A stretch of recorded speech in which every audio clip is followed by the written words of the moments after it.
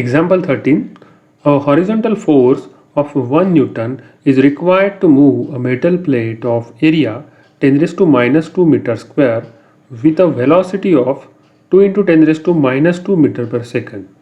When it rests on a layer of oil 1.5 into 10 raised to minus 3 meter thick, find the coefficient of viscosity of oil. तर सर्वप्रथम आपण चित्राच्या माध्यमातून हा दिलेला जो प्रॉब्लेम आहे तो समजून घेऊया आणि मग फायनल उत्तर सोडवूया. तर फिगर 1 जे आहे त्याच्यामध्ये ऑइल ड्रॉप जो आहे तो आपल्याला बघायला मिळतोय, ज्याच्यावर मेटल प्लेट ठेवले, जिच्याकडे एरिया जो आहे तो 10 raise to minus 2 metre square एवढा आहे आणि ही metal plate horizontally 1 newton force एवढा फोर्स एक्सपिरियन्स करते. ज्या वेळेला तिच्यावर एवढा अमाऊंट ऑफ फोर्स येतो त्यावेळेला ती डी एवढी तिला वेलॉसिटी मिळते, जी की 2 into 10 raise to minus 2 metre per सेकंद एवढी आहे. आता ऑइल ड्रॉप आणि मेटल प्लेट हे एकमेकांना कसे आहेत, कनेक्टेड आहेत. त्यामुळे नक्कीच मेटल प्लेट आपली मिळालेली व्हेलॉसिटी ऑइल ड्रॉपला सुद्धा शेअर करेल, पण ऑइल ड्रॉप ह्या मिळालेल्या व्हेलॉसिटीला अपोज करेल आणि स्वतःला मूव्ह होण्यापासून वाचवेल. त्याच्यामध्ये एक इनर्शिया आहे, थोडासा तो मूव्ह होणारच आहे, पण विस्कस ड्रॅग फोर्स नावाचा जो फोर्स आहे तो ह्या ज्या मोशनला ऑइल ड्रॉपला मिळालेल्या मोशनला विरोध करण्याचं काम करेल. आणि त्यामुळे ऑइल ड्रॉपच्या आतमध्ये हे जे सारे लेअर आपण पाहतोय, जसं की आपल्याला माहिती आहे की हा जो ऑइल ड्रॉप आहे त्याच्यामध्ये अशा पद्धतीची रचना असते. हे आपण इथे वेगवेगळे लेयर्स दाखवले, तसे बरेच सारे लेयर्स असतात आणि ते एकमेकांना कनेक्टेड असतात, ज्यांची थिकनेस खूप लहान असते. आणि हे लेयर एकमेकांना कनेक्टेड असल्यामुळे त्यांच्यामध्ये फ्रिक्शन जनरेट होतं आणि त्यांची मोशन जे आहे, बाहेरून जर फोर्स आला त्यांच्यावरती तर ती मोशन, तो फोर्स ते अपोज करतात विस्कस ड्रॅग फोर्सच्या माध्यमातून. त्यामुळे लेअर 7वा जो आहे इथे दिसतोय आपल्याला, तो ॲक्च्युली मेटल ब्लॉकला पहिला कनेक्टेड झालेला आहे. त्यामुळे मेटल ब्लॉकला मिळालेली ही जी व्हेलॉसिटी आहे ती लेअर 7व्याला पहिली मिळेल. त्यानंतर ती व्हेलॉसिटी इथे ट्रान्सफर होत होत होत फायनली लेअर 1पर्यंत येईल. पण गंमत अशी आहे की लेअर 7व्याकडे सगळ्यात जास्त व्हेलॉसिटी राहणार आहे आणि लेअर पहिला जो आहे याच्याकडे फार कमी व्हेलॉसिटी राहणार आहे. तर हे व्हेलॉसिटीचं डिस्ट्रीब्युशन जे आहे ते पहिलं आपण समजून घेऊया आणि त्यानंतर आपण ॲक्च्युअल प्रॉब्लेमकडे वळूया. अजून एक गोष्ट आपल्याला महत्त्वाची आहे इथे समजून घेणं, जसं की प्रत्येक लेअर हा मॉलिक्यूलपासून बनलेला आहे आणि मॉलिक्यूल हे रँडमली मूव्ह होत असणार आहेत. त्यामुळे ॲव्हरेज व्हेलॉसिटी जर आपण प्रत्येक लेअरची पाहिली तर आपल्याला असं दिसतं की स्मॉल व्ही एवढी आपण डिफाईन करूया त्याला सुरुवातीलाच, की प्रत्येक लेअरकडे स्मॉल व्ही एवढी अमाऊंट ऑफ ॲव्हरेज व्हेलॉसिटी आहे. त्यामुळे इनिशियल व्हेलॉसिटी जी आहे प्रत्येक लेअरची ती स्मॉल व्ही एवढी आहे, जी त्यांच्या आतमधील असलेल्या मॉलिक्यूल्सच्या रँडम मोशनमुळे आलेली आहे. आता त्यानंतर मेटल ब्लॉक त्यांच्याशी कनेक्ट झाला आहे आणि तो आपली व्हेलॉसिटी देण्याचा प्रयत्न करतोय. त्यामुळे आता प्रत्येक लेअरला वेगवेगळी व्हेलॉसिटी मिळणार आहे आणि ती कशी मिळते ते आपण ह्या चित्रातनं समजून घेऊया. तर सगळ्यात पहिला आपल्याला हे माहिती पाहिजे की फिगर 3 जी आहे ती ॲक्च्युली फिगर 2चा फ्रंट व्ह्यू आहे. त्यामुळे आपण इथे हे जे बॉक्सेस आहेत किंवा हे जे लेयर्स आहेत ते आपण लाईन्सच्या फॉर्ममध्ये ड्रॉ केलेले आहेत. तर जसं की आपल्याला समोर पाहायला मिळतंय की हा जो मेटल प्लेट जी आहे ती ऑरेंज कलरची आहे. त्यामुळे आपण इथे मेटल प्लेट असं नाव लिहून ठेवूया. मेटल प्लेट जिच्याकडे व्हेलॉसिटी किती आहे, डी अमाऊंट ऑफ व्हेलॉसिटी आहे. आता ही मेटल प्लेट, हा जो लेअर आहे हा 7व्या नंबरचा लेअर आहे, त्याला आपली व्हेलॉसिटी देईल.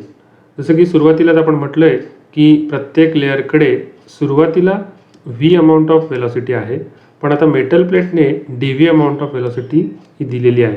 तर ती व्हेलॉसिटी 7व्या लेअरला मिळेल आणि फायनली 7व्या लेअरची जी व्हेलॉसिटी आहे ती व्ही प्लस डी एवढी बनेल. त्यानंतर 6वा लेअर येतो जो की 7व्या लेअरच्या खाली आहे.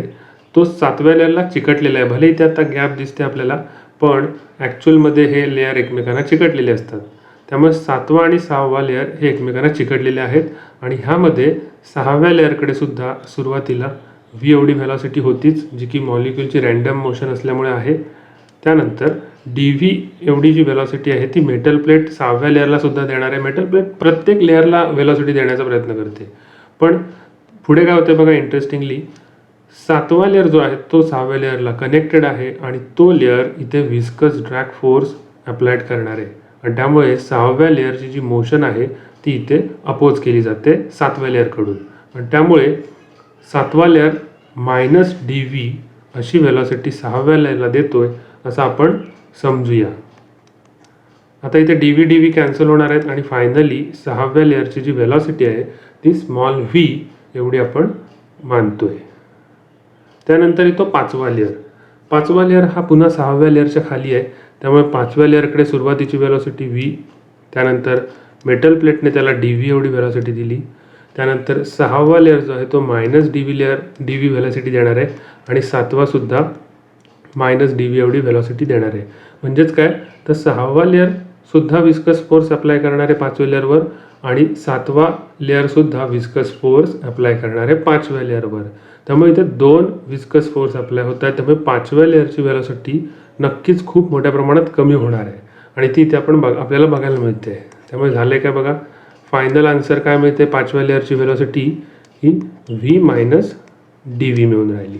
तर अशा पद्धतीने आपण प्रत्येक लेअरची वेलॉसिटी काढू शकतो. हा चौथा लेअर घ्या, हा तिसरा लेअर घ्या, हा दुसरा लेअर घ्या आणि हा पहिला लेअर घ्या. तर इंटरेस्टिंगली आपल्याला काय मिळतं की जो अगदी खालचा लेअर आहे, खाली तळाला, त्या लेअरची वेलॉसिटी ही अप्रॉक्सिमेटली 0 एवढी आलेली असते. म्हणजे खालचे जे लेअर्स आहेत पाण्याचे किंवा कोणत्याही फ्लुइडचे, इथे आपण ऑइल घेतलं आहे, तर त्या लेअरची वेलॉसिटी जी आहे ती अप्रॉक्सिमेटली 0 असते. आणि हेच कारण आहे की समुद्रात जे मासे आहेत ते तळाला अगदी आरामात पोहू शकतात, स्विम करू शकतात, त्यांना जास्त वर्क डन करायला लागत नाही. याचं कारण काय, तर समुद्राच्या तळाला जे लेअर्स आहेत पाण्याचे त्यांची व्हेलॉसिटी ही 0 आहे किंवा अप्रॉक्सिमेटली 0 आहे, अतिशय कमी व्हेलॉसिटी आहे, त्यामुळे ते इझिली स्विम करतात.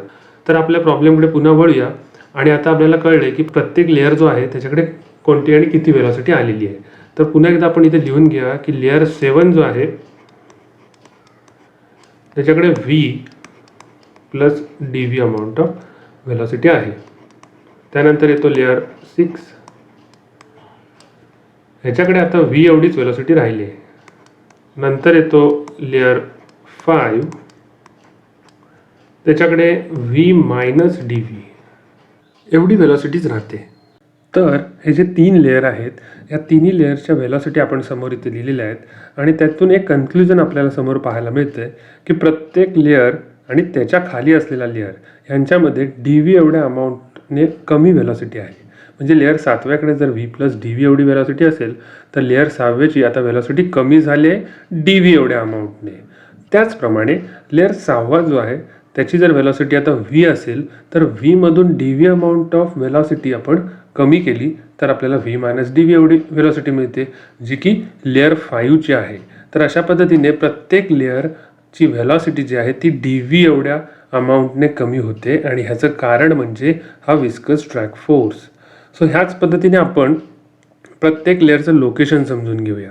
जसं की सुरुवातीला मी लेअर 6वा कन्सिडर करतोय, तुम्हाला हवा तो लेअर कन्सिडर करून त्या पद्धतीने डिफाईन करू शकता. तर मी इथे लेअर 6वा सिलेक्ट केला आहे आणि त्याला x एवढं डिस्टन्स आहे असं मानलं आहे. तर जसं की प्रत्येक लेअरचा थिकनेस जो आहे तो dx एवढा आहे, त्यामुळे 6व्याच्या वरती 7वा लेअर आहे आणि ह्या 7व्या लेअरची जे डिस्टन्स आहे ते आता x + dx एवढं असणार आहे. तर त्याचप्रमाणे लेअर 5वा जो आहे तो लेअर 6व्याच्या खाली आहे, त्यामुळे लेअर 6वा जो आहे तो x एवढ्या अंतरावर आहे ग्राउंडपासून, तर लेअर 5वा नक्कीच x - dx एवढ्या अंतरावर असणार आहे, कारण लेअर 5व्याची सुद्धा थिकनेस जी आहे ती dx अमाऊंट ऑफ आहे. त्यामुळे लेअर 5व्याचे आता अंतर जे आहे ग्राउंडपासून ते x - dx एवढं झालं. तर आत्तापर्यंत आपण जे काही डिस्कस केलं ते एका टेबलच्या माध्यमातून समजून घेऊया. लेअर 7वा जो आहे त्याचं ग्राउंडपासूनचं अंतर हे x + dx आहे, त्याची फायनल व्हेलॉसिटी v + dv आहे जी इथे आपण बघितली आणि थिकनेस जी आहे ती dx आहे. ही जी थिकनेस आहे प्रत्येक लेअरची उंची जी आहे छोटीशी, इथे सुद्धा आपण पाहू शकतो ही प्रत्येक लेअरसाठी सेम आहे, dx एवढी आहे. लेअर 6व्याचं अंतर जे आहे ग्राउंडपासूनचं ते x आहे, फायनल व्हेलॉसिटी त्याच्याकडे v आहे आणि लेअर 5वा जो आहे त्याचं अंतर जे आहे ग्राउंडपासून ते x - dx आहे आणि त्याची फायनल व्हेलॉसिटी v - dv आहे. तर ह्या सगळ्या गोष्टी आपण समजून घेतल्यात. आता ह्यापुढे आपण काही महत्त्वाच्या डेफिनेशन समजून घेऊया आणि मग आपल्या फायनल उत्तराकडे जाऊया. तर सर्वप्रथम आपण व्हिस्कॉसिटीबद्दल समजून घेऊया. It is the property of fluid due to which a relative motion between the different layer of fluid experiences dragging force. This force is called viscous drag. Viscous drag force is directed opposite to direction of velocity of fluid layers. So ही जी property आहे viscosity, ही actually फ्लुइडची property आहे आणि ज्यामध्ये dragging force वेगवेगळे layers जे आहेत ते एक्सपिरियन्स करताना आपल्याला बघायला मिळतं. जसं की आपण बघितलं लेयर 7वा, 6वा आणि 5वा ही जी 3 लेयर्स आहेत त्यांचे आपण उदाहरण घेतलं आणि पाहिलं की ते ड्रॅगिंग फोर्स एक्सपिरियन्स करत होते. त्यामुळे लेयर 6वा आणि लेयर 5वा यांच्या व्हेलॉसिटीज ज्या आहेत त्या कालांतराने कमी झाल्या. हा जो फोर्स आहे तो व्हिस्कस ड्रॅग फोर्स आहे आणि हा व्हिस्कस ड्रॅग फोर्सची डायरेक्शन कशी आहे? Opposite to the direction of velocity of fluid layers. So actually fluid layers उजव्या दिशेकडे जाणं अपेक्षित होतं, पण व्हिस्कस फोर्स त्यांना डाव्या दिशेकडे ओढतो आणि त्यांची व्हेलॉसिटी जी आहे ती कमी करण्यास मदत करतो. In liquid, viscous drag is due to short-range molecular cohesive force. In gases, it is due to collision between fast-moving molecule. तर इथे दोन प्रकारचे आपण फ्लुइड बघतोय, एक म्हणजे लिक्विड आणि दुसरं गॅस, आणि त्यांच्यामध्ये हा जो विस्कस ड्रॅग फोर्स आहे तो कशा पद्धतीने काम करतो ते आपण बघतोय. जसं की लिक्विडमध्ये काय होताना दिसतंय की मॉलिक्युलर कोहेसिव्ह फोर्स जो आहे शॉर्ट रेंज तो विस्कस फोर्स तयार करतोय. म्हणजे काय तर कोहेसिव्ह फोर्स आपण इथे काय घेतोय, आपण फक्त लिक्विडची गोष्ट इथे घेतोय म्हणून.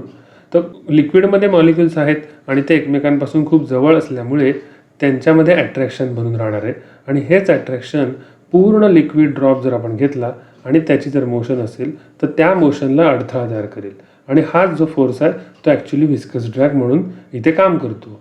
गॅसेसच्या केसमध्ये काय होतं आहे, गॅसेसमध्ये दोन मॉलिक्युल्समधलं अंतर हे कम्पॅरेटिव्हली लार्ज असतं, पण ते फास्ट मुव्हिंग मॉलिक्युल्स असतात आणि त्यामुळे त्यांचं एकमेकांवर होतं कोलिजन आणि म्हणून त्या गॅसेसची जी एंटायर गॅस असेल तर तिची जी मोशन असेल तिच्यामध्ये येतो अडथळा आणि हाच जो त्यांचं कोलिजन जे आहे ते ॲक्च्युली व्हिस्कस ड्रॅग फोर्स म्हणून आपण कन्सिडर करतो.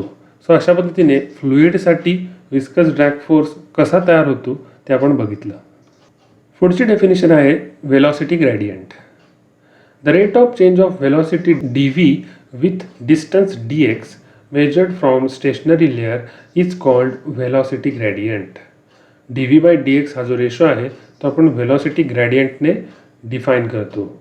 आता ह्यामध्ये चेंज होतो आहे व्हेलॉसिटीमध्ये विथ रिस्पेक्ट टू डिस्टन्स. जसं की आपण मगाशी लेयर्स वेगवेगळे कन्सिडर करत होतो आणि प्रत्येक लेयर हा एक विशिष्ट अंतरावर आपण पाहिलं आणि जसं आपण वरच्या लेअरकडे जाऊ तशी त्याच्यामध्ये व्हेलॉसिटीमध्ये बदल होतो. म्हणजे जसं आपण डिस्टन्स बदलतोय dx अमाऊंट तसं त्याच्यामध्ये dv एवढी व्हेलॉसिटी बदलते हे आपण समजून घेतलं होतं. तर तिथे ॲक्च्युली व्हेलॉसिटी ग्रेडियंट ही कन्सेप्ट येते आणि म्हणून आपण ही डेफिनेशन इथे समजून घेतोय. पुढे जाऊन आपल्याला व्हेलॉसिटी ग्रेडियंट वापरून coefficient of viscosity of fluid find out करायचं आहे. तर चला तर मग आपण आता ॲक्च्युअल प्रॉब्लेमकडे वळूया. तर सर्वप्रथम ज्या गोष्टी आपल्याला दिलेल्या आहेत प्रॉब्लेममध्ये त्या बघूया. फोर्स ऑन मेटल प्लेट जो की 1 न्यूटन आहे, चित्रामध्ये आपण पाहिले. सरफेस एरिया ऑफ प्लेट हा 10⁻² मीटर स्क्वेअर आहे. Velocity of plate after experiencing force जे की dv आहे 2 × 10⁻² मीटर पर सेकंद. Thickness of layer of oil, प्रत्येक ऑइलचा लेअर जो आहे त्याचा थिकनेस आपण लिहितोय dx याला म्हणू शकतो आपण 1.5 × 10⁻³ मीटर. फाइंड आउट काय करायचं आहे, coefficient of viscosity of oil ज्याला आपण इटा ह्या सिम्बॉलने डिफाईन करतो. आपल्याकडे एक फॉर्म्युला आहे, इटा म्हणजेच F/A टाइम्स व्हेलॉसिटी ग्रेडियंट. आता इथे मी डायरेक्ट व्हेलॉसिटी ग्रेडियंट असं म्हणतोय, आपल्याला माहिती आहे त्याच्याबद्दल. Force 1 newton, area 10⁻² metre square, सगळ्या SI युनिटमध्येच गोष्टी असल्यामुळे आपल्याला कन्व्हर्जन करावं लागणार नाही आहे. dv बाय dx म्हणजेच dv आता आपल्याला सेपरेटली 2 × 10⁻² होता हे माहिती आहे आणि dx 1.5 × 10⁻³ आहे. तर ह्या सगळ्या गोष्टी आपण जेव्हा इथे सबस्टिट्यूट करू फायनली आपल्यासमोर काय तयार होते बघा. 10⁻², 10⁻² म्हणजे 10⁻⁴ आणि 10⁻³ हा खाली आहे डिनॉमिनेटरला. सो 10⁻⁴ अपॉन 10⁻³ म्हणजेच 10⁻⁻1 हे इथे आपण लिहू शकतो आणि 2/1.5 म्हणजेच 4/3. म्हणजे ह्या 2ला मी 2ने मल्टिप्लाय केलं, 1.5ला सुद्धा 2ने मल्टिप्लाय केलं तर मला 4/3 मिळतं. आता हीच गोष्ट मी वर जाऊन न्यायची झाली तर 3/4 लिहायला लागेल आणि ह्या 10ची पॉवर जर मी वरती न्यायची झाली न्यूमरेटरकडे तर पॉझिटिव्ह पॉवर होईल, त्यामुळे 10⁻+1 होईल. जे की मी ते लिहिलेलं नाही +1 आणि त्याची गरज वाटत नाही लिहाविषयी. 3/4 म्हणजे आपल्याला माहिती आहे 0.75 आणि त्याला जर 10ने मल्टिप्लाय केलं तर आपल्याला 7.5 एवढं आन्सर मिळतं, जसं युनिट न्यूटन सेकंड पर मीटर स्क्वेअर एवढं असतं. हे युनिट कसं आलं तेही आपण थोडंसं बघूया. जसं की फोर्सचं युनिट आहे न्यूटन, एरिया मीटर स्क्वेअरमध्ये, व्हेलॉसिटी मीटर पर सेकंड आणि डिस्टन्स जे असतं ते मीटरमध्ये असतं. आता इथे मीटर स्क्वेअर आहे, इथे मीटर हा जर कॅन्सल केला आपण तर मीटर स्क्वेअर अपॉन सेकंद इथे राहील, न्यूटनवरती आहेच. सो एस जाईल वर, त्यामुळे न्यूटन सेकंद अपॉन मीटर स्क्वेअर असं आपल्याला युनिट जे आहे ते बघायला मिळतं. त्यामुळे coefficient of viscosity of oil ही जी व्हॅल्यू आहे ही 7.5 न्यूटन सेकंद पर मीटर स्क्वेअर अशी आपल्याला मिळाली. Thank you so much.